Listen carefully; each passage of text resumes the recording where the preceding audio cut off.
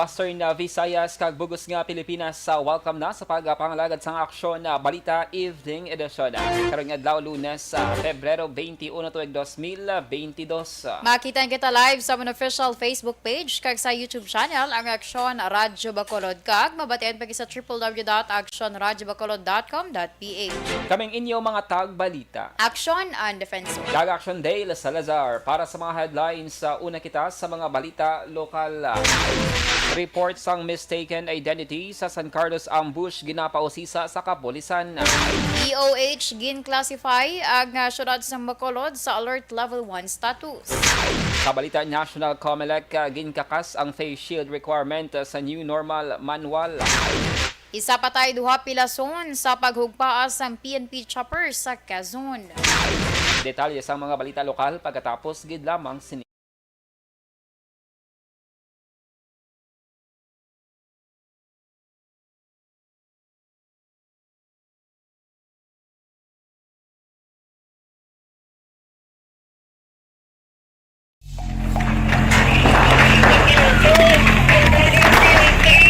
Pressure na tayo! Pressure!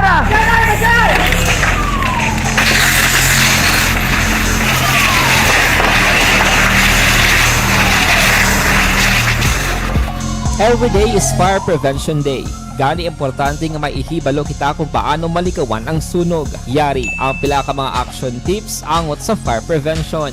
Sa tion nga maghalin sa balay, siguraduhon nga naka-unplug ang tanan nga saksakan. Likawan ang octopus connection o po ng pagsaksak sang madamo nga gamit sa isa ka outlet. Dapat wala man sang overloading sa mga saksakan kag lantawon kung masarangan ang mga appliances nga nakasaksaka. Likawan ang mga substandard nga kagamitan. Hindi pang i-charge ang gadget overnight kaang isang cellphone. Taguon ang mga posporo, lighter, kag iban pa nga flammable materials sa mga kabataan. Ag siguraduhon man nga malayo ini sa kalan. Siguraduhon man nga wala nagalik ang inyong LPG. Sa isa ka business establishment, dapat mayara sang fire extinguisher kag dapat nakahibalo ang tanan sa pag-usar sini. Hibaloon man ang expiration date sang fire extinguisher kag i-refill kung expired na. Magpreparar sang fire exit plan lagi padiri ang emergency exit o kung ang lugar nga wala sang harang nga pwede guaan sa tion sang sunog. Dapat nakasave sa inyong mga cellphone ang mga emergency numbers nga pwede tawagan sa tion sang emerhensya. Kung nagakalayo ang imong alawas, himuon ang stop, drop, kag roll. Para malikawan ang sunog, nagakinahanglan ini sang partisipasyon sang publiko. Kung nakahanda kita sa mga kalamidad, dapat preparado man kita sa sunog. Ini sa Action Day Salazar para sa action tips nga nagapahanumdom nga maghalong sa tanan nga tion.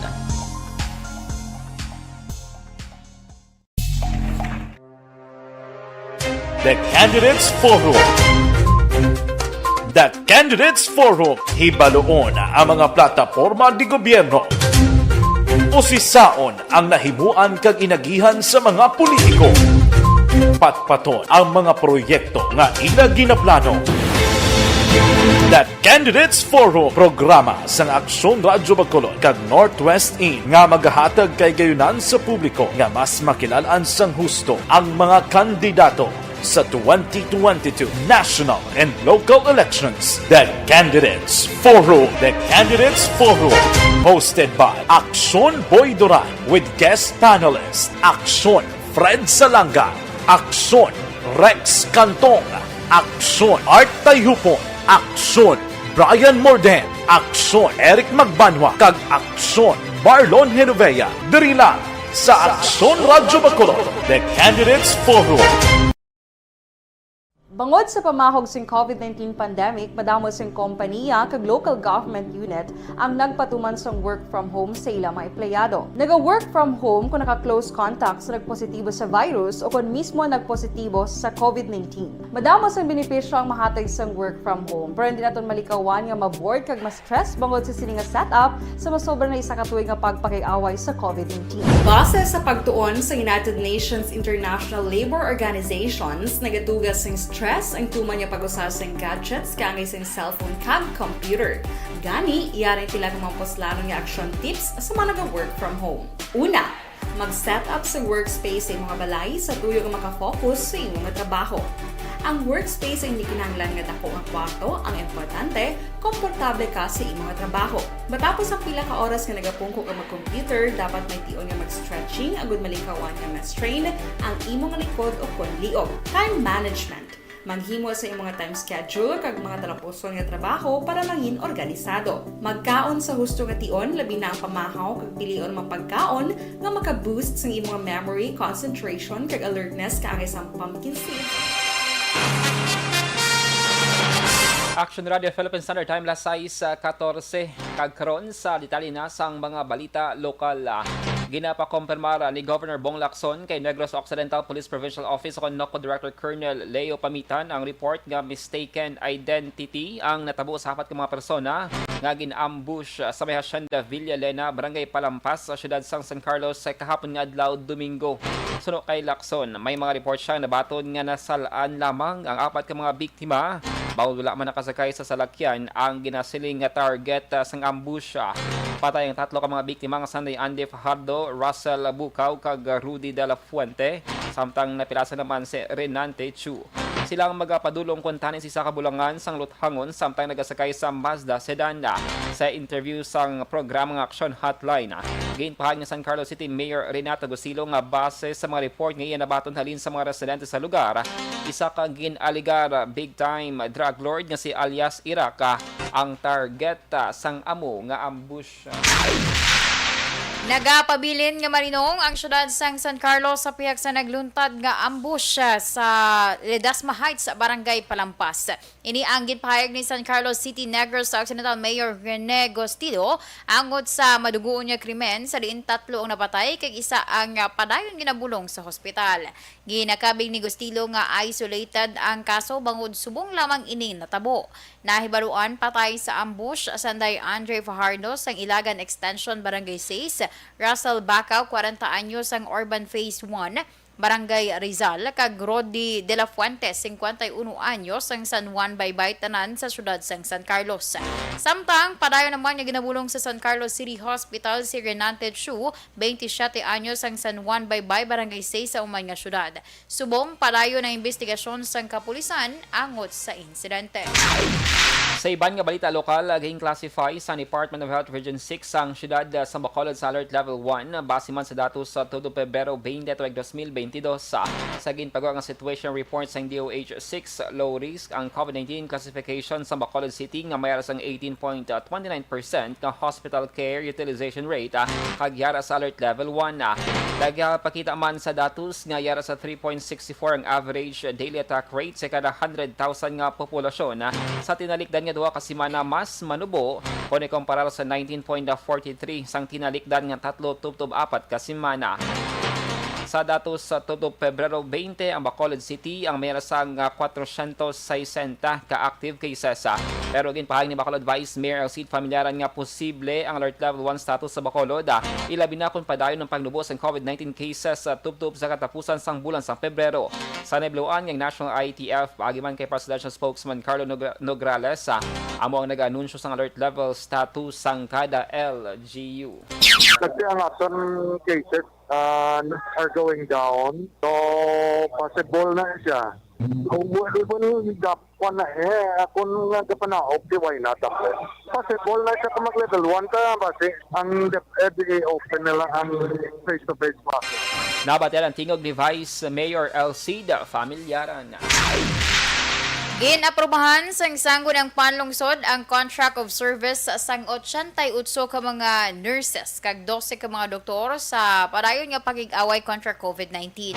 Suno kay Vice Mayor Elcid Familiaran ang presiding officer kag chair sang local IATF, ang mga nurse kag mga doktor ang i-assign sa nagkalain-lain nga mga departamento sa idadom sang Bacolod Emergency Operations Center kag Bacolod City Health Office. Iban sa ilang mag-asarmi man nga vaccinators sa nagkalain-lain nga vaccination sites sa syudad kag iban nang i-assign sa quarantine kag isolation facilities. Suno sa BC Alcalde, ang contract of service sa mga doktor kag nurses ang mag-aumpisa o kung nag-umpisa sang Enero 1 kag magalawig tubtub Hunyo 30, 2022. Sa naibaluan, gin-pull out na sang gobyerno nasyonal ang mga frontliners nga gin-hire kag gin-assign sa Bacolod. Una sa balita, una sa aksyon. Action Radio Philippines Standard Time, las 6:19 DTX 500 capsule.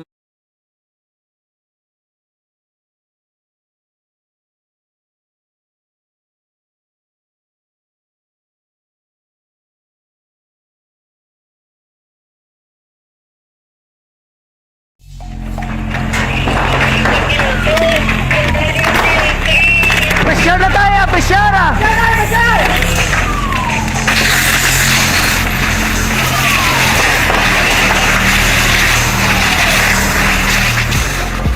Every day is Fire Prevention Day. Gani importante nga maihibalo kita kung paano malikawan ang sunog. Yari ang pila ka mga action tips angot sa fire prevention. Sa tion nga maghalin sa balay, siguraduhon nga naka-unplug ang tanan nga saksakan. Likawan ang octopus connection o kung ang pagsaksak sang madamo gamit sa isa ka outlet.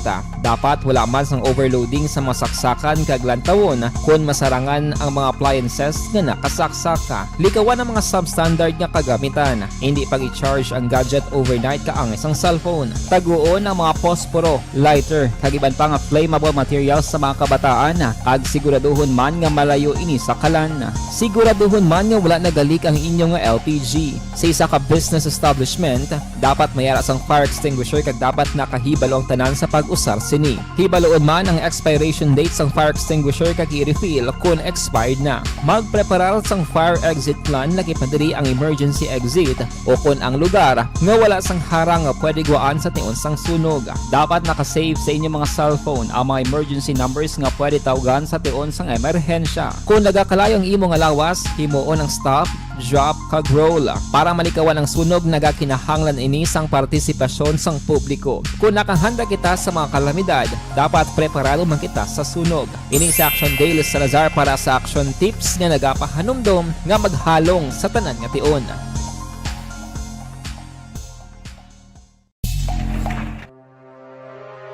The Candidates Forum. The Candidates Forum, hibaloon ang mga plataporma di gobyerno. Usisaon ang nahimuan kag inagihan sa mga politiko. Patpaton ang mga proyekto nga ila ginaplano.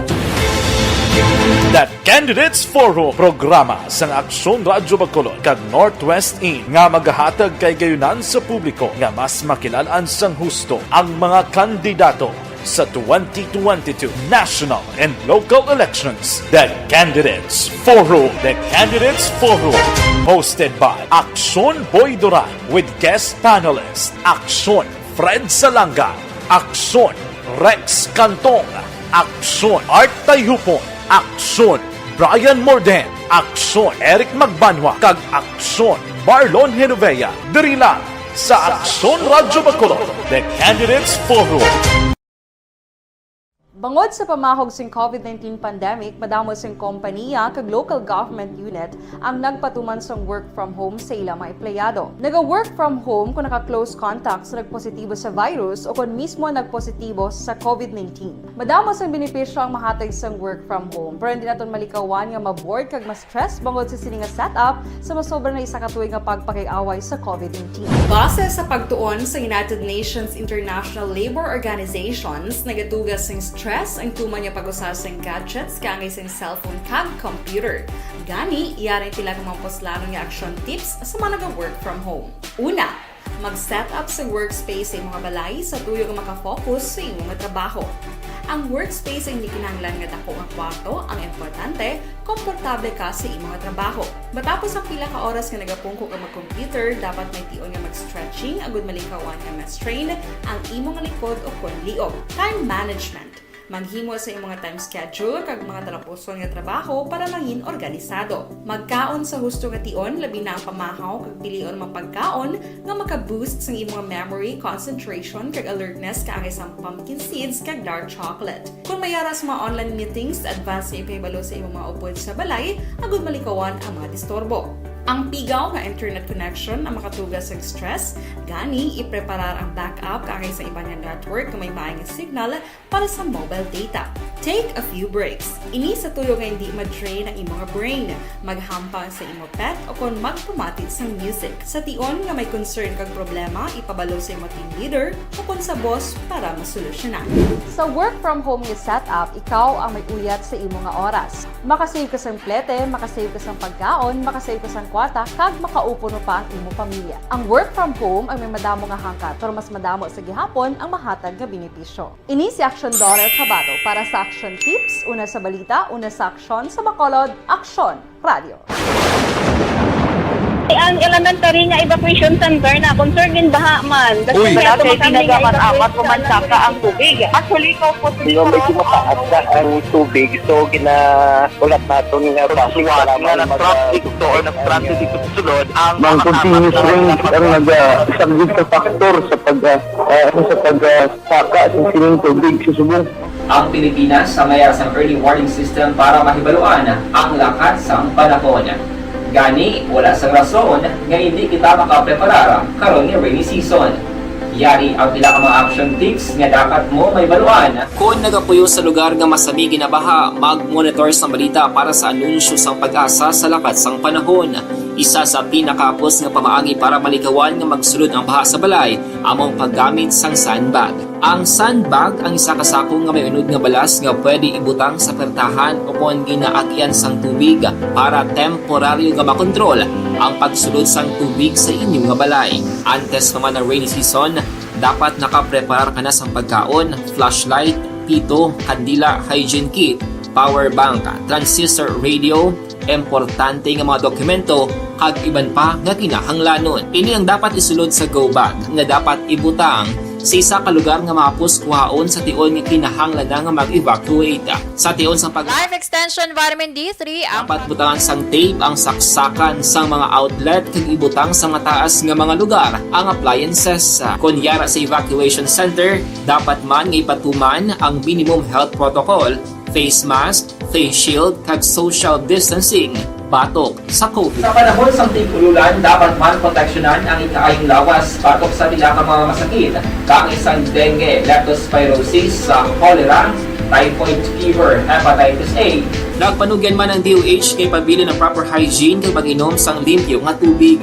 Lutuon sang husto ang pagkaon para malikawan ang contamination. Maghugas sang kamot antes kag pagkatapos ang kaon kag matapos nga mag-usar sang banyo. Likawan man ang paglangoy o kon pagtubog sa baha. It is Action Dale Salazar para sa Action Tips nga nagapahanong nga maghalong sa tanan nga tion. Good day everyone! Ako gali si Ann Defensor of Action Radio Bacolod. Kag subong is 5 years na ako nga nagatrabaho for Action. And nagapasalamat ako syempre sa management sang sining ako nga trabahuan bangod sa ilang paghatagban bulig sa akon agud nga mas nga mapa-improve ang akon iyang ikasarang sa patag sa paghambal sa kahanginan kag syempre sa mga pakita pagid sang abilidad ko. Kagkaroon sa detalye na sang mga balita nasyonal. Wala na gina-require sing Comelec ang pag-usar sang face shield sa mga lugar nga napaydalom sa alert levels 1, 2, kag 3 para sa nagahilapit nga eleksyon nakipman ang pagpangampanya. Base sa new normal manual sing Comelec, voluntaryo na lamang ang pagsuksok sang face shield sa pagboto sa mga lugar sa alert levels 1 at 3. Sulod sa Comelec, kinahanglan naman ang pagsuksok sang face mask kag pagsunod sa minimum public health protocol sa adlaw sang eleksyon. Ipaydalom ang mga botante sa non-contact temperature check sa pagsulod sa mga polling places. Ang mga botante nga may sang 37.5 degrees Celsius ang pagadalon sa medical personnel nga naka-standby kag kun may yara sang hilanat, dalon sila sa isolated polling place para magbotara. Ginapanumduman sa board of canvassers ng numero sa mga tao sa sulod sang canvassing venue.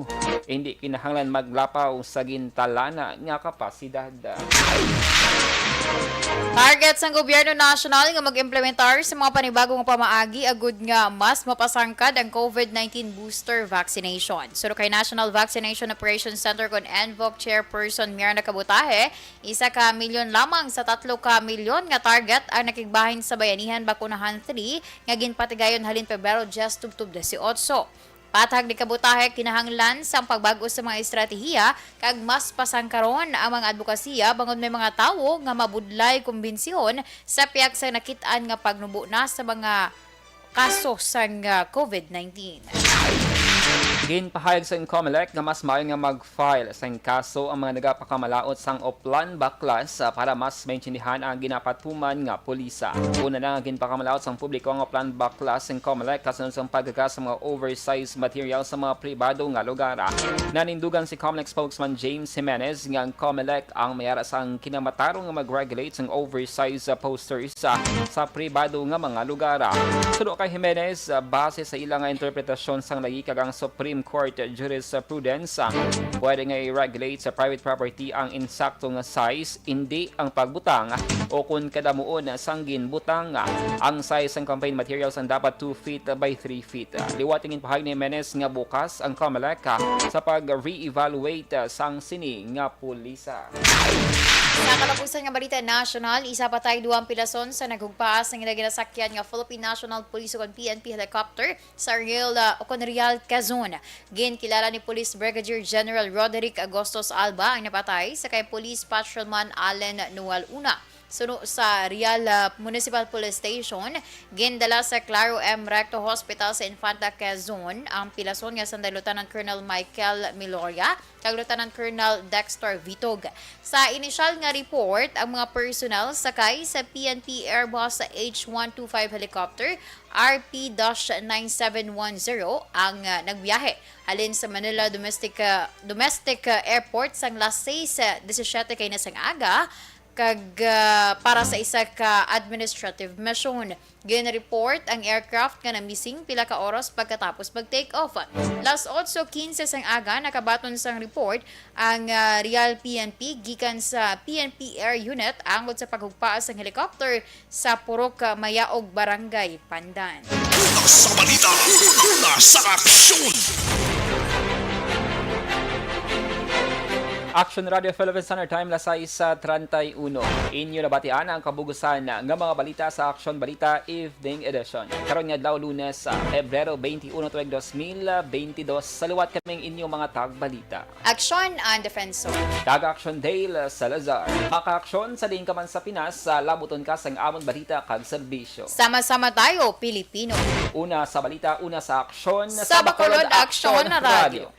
Aksyon Radio.